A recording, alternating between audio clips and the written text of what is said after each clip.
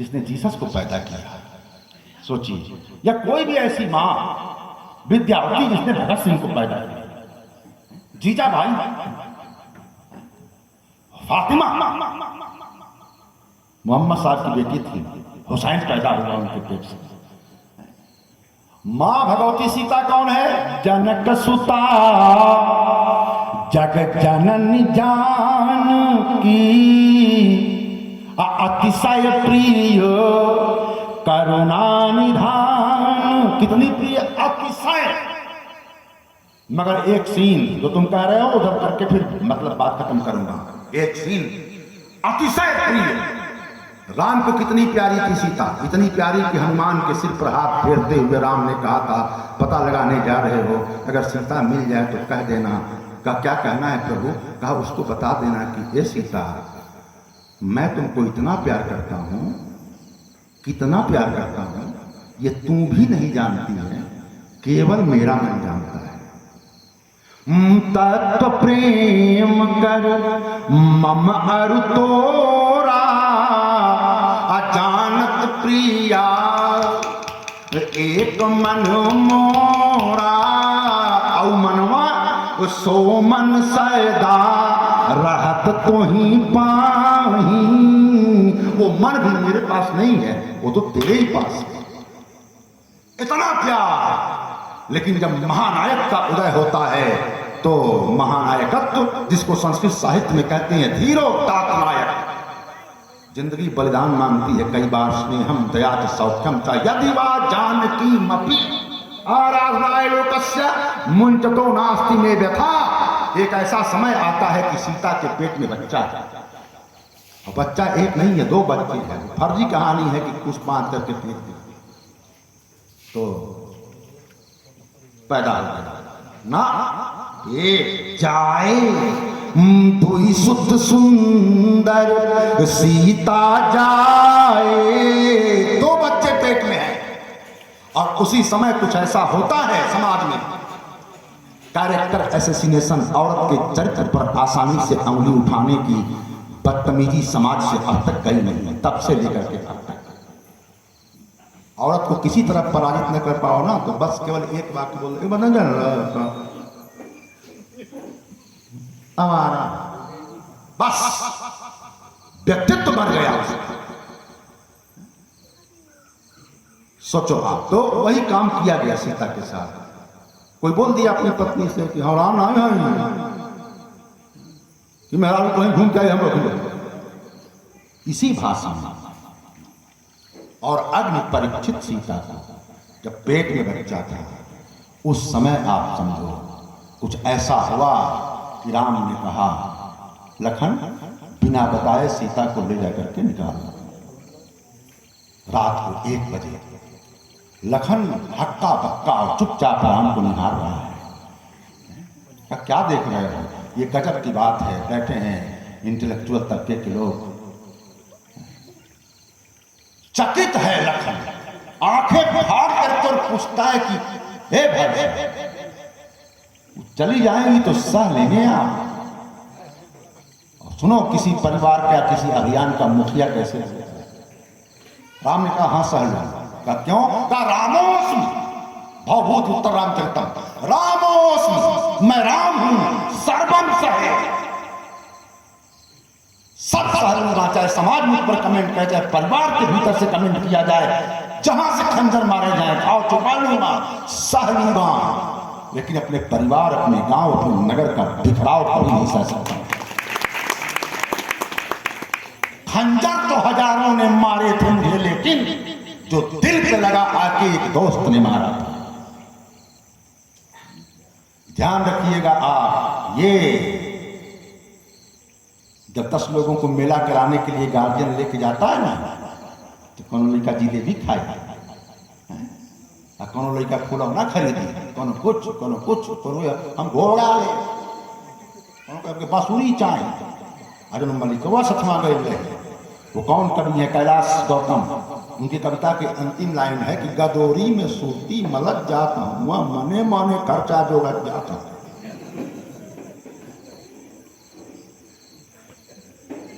क्या कर 3 गो फुलौना एगो उसने काम चली ना, हम 3 बोले रामोस्मि सर्वम सहे।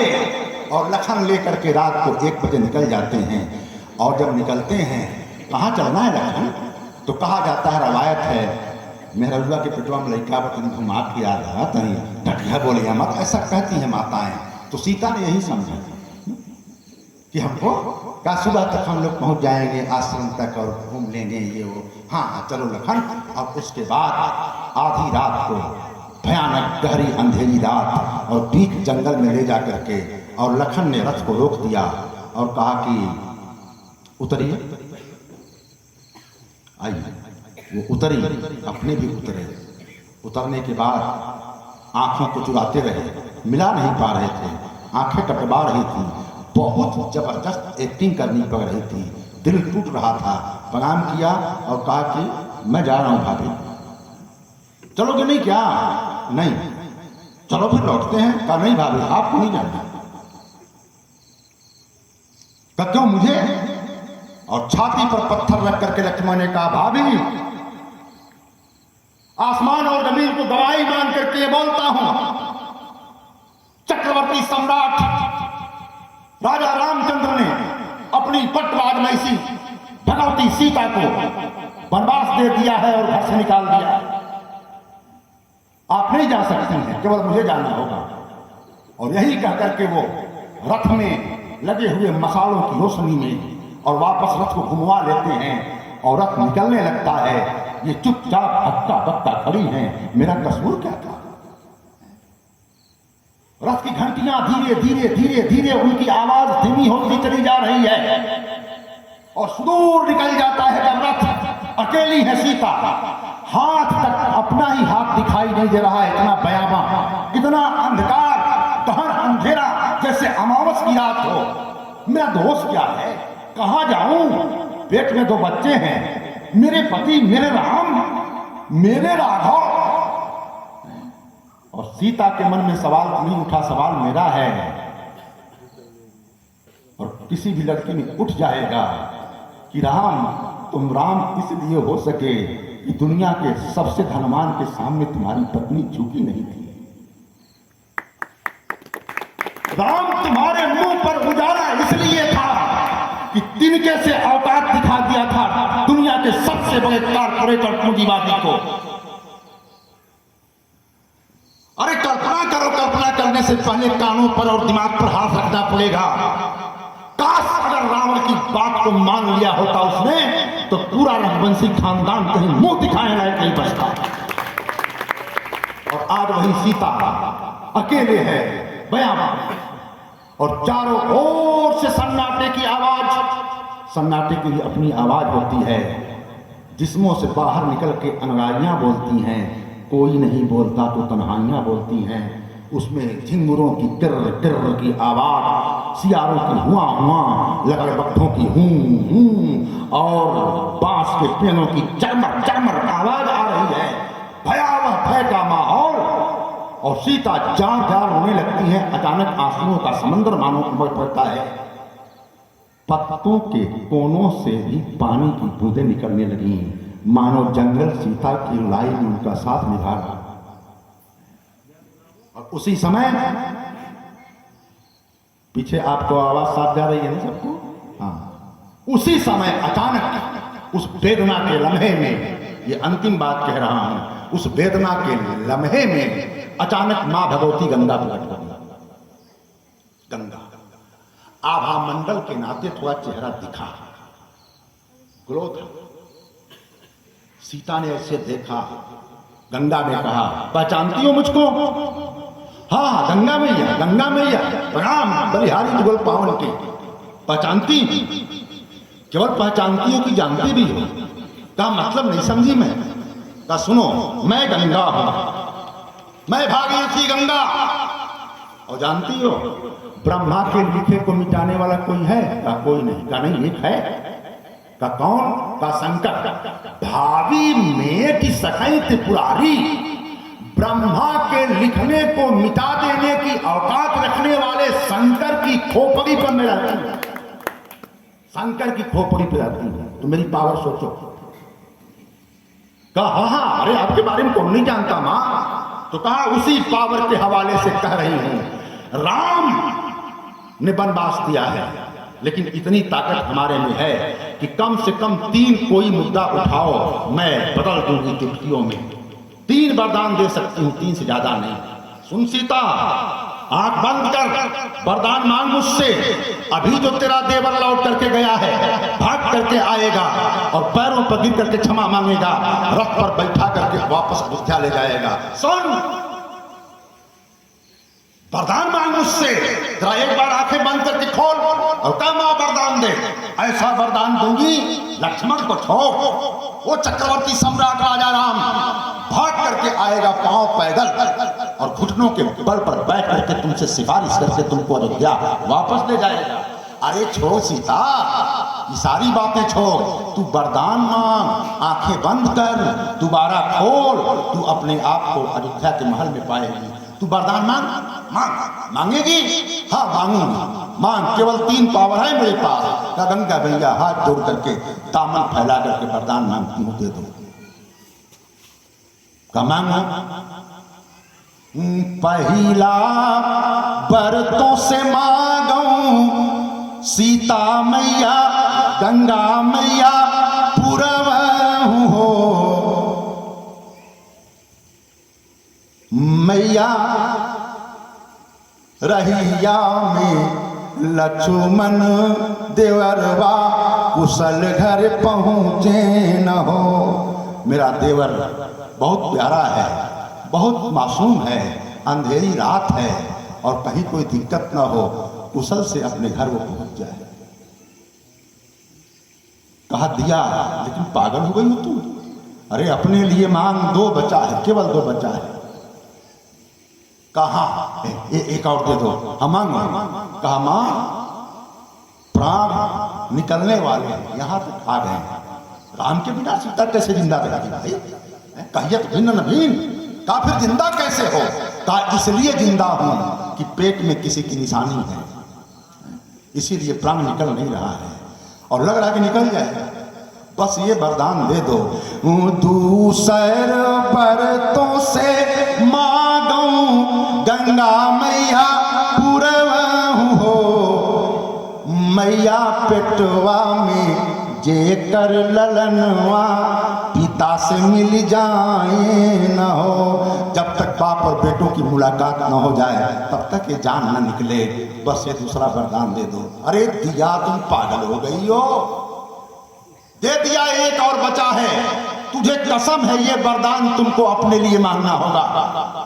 पहले पक्का वादा करो सीता कि इसको किसी के लिए नहीं मांगूंगी, ना देवर के लिए, ना पति के लिए, ना बेटे के लिए, किसी के लिए नहीं, केवल अपने लिए मांगूंगी। हाँ कसम खाती हूँ माँ, ये वरदान मैं केवल अपने लिए मांगूंगी, न बेटे के लिए, न देवर के लिए, न पति के लिए, अपने। हाँ मांग, अपने लिए मांग।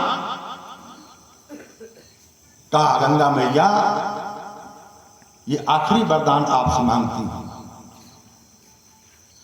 चौथा बरतों से मांगू, गंगा मैया पुरवहु हो। मैया जब जब लेऊं जन्मवा, राम बर पावहु हो। यही वरदान दे दो कि भले मेरे पति ने मुझको निकाल दिया है, मुझे कुछ पता नहीं है, लेकिन गंगा मैया वरदान देना तो बस इतना कि जब जब इस धरती पर मैं आऊं और जब जब आऊं तो सीता बन के पैदा हो और मेरा पति हमेशा राम हो। त्वमेव भर्ता न विप्रयोग, कभी इसके अलावा और कुछ न हो। तभी तो कहा जनक सुता जग जननी जानकी, अतिशय प्रिय करुणा निधान की।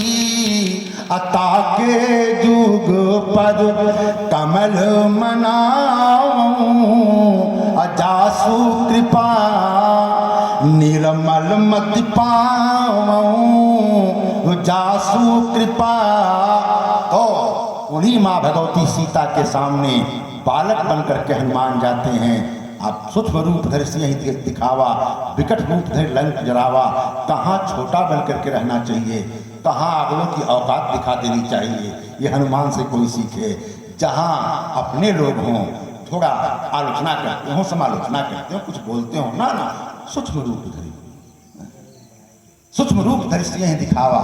और जहां ऐसी ताकतें हों जो समाज को बर्बाद करती हों, हमारी नस्लों को बर्बाद करती हों, वहां विकट रूप धरी लंक जरावा। इसीलिए मैं अक्सर कहता हूं सुभाषचंद्र छोटा परिवार नहीं, बहुत बड़ा परिवार है।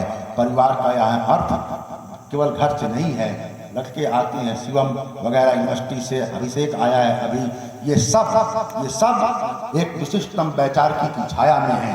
कोई विचार लादा नहीं गया, अपने ढंग से स्वतंत्र विचारक हैं सब के सब। लेकिन एक बात जरूर कही गई कि अपनी चिंता बाद में, समाज की चिंता पहले करना, तमाम जो सोशल थियरीज हैं उनका अध्ययन करना। क्यों? क्योंकि आप चौपाई सुन रहे थे जब भक्ति प्रभा जी प्रवचन कर रही थी, तो कहा कि विश्वामित्र, कहा कौन सा आश्रम बनाया था?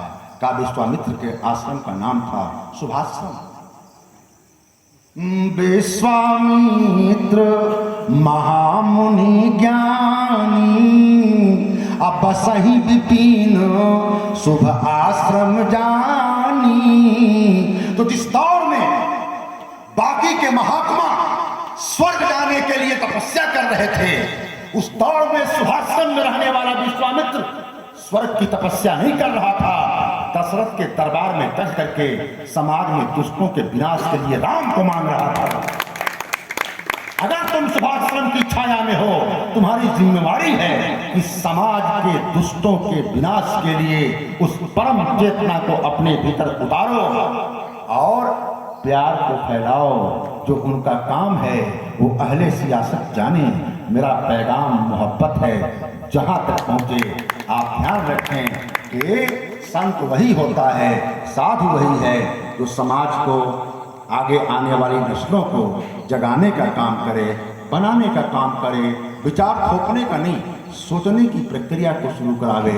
और जब एक बार बच्चे सोचना शुरू कर देंगे, अब हम तो बात कह जाता नहीं, अब मुँह में वोट ही रहेंगे, हाँ नहीं तो ध्यान लगी नाली सोच सकते।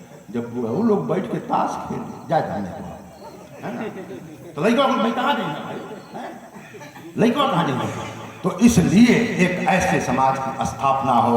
मैं बहुत बहुत अभिभूत हूँ आपके प्रति और आप सबको नमन करते हुए, और आरती की प्रक्रिया के लिए आप सभी लोग, आरती कहाँ है?